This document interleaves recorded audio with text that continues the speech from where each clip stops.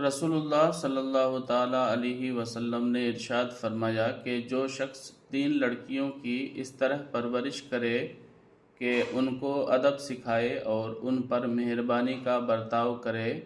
تو اللہ تبارک و تعالیٰ اس کو ضرور جنت میں داخل فرمائے گا۔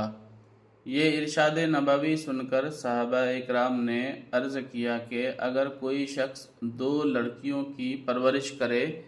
تو ارشاد فرمایا کہ اس کے لیے یہی اجر و ثواب ہے۔ یہاں تک کہ کچھ لوگوں نے سوال کیا کہ اگر کوئی شخص ایک ہی لڑکی کو پالے تو جواب میں آپ نے فرمایا کہ اس کے لیے بھی یہی ثواب ہے۔ جس گھر میں صرف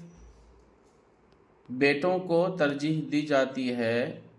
اور بیٹیوں کو پریشان کیا جاتا ہے تو ان لوگوں میں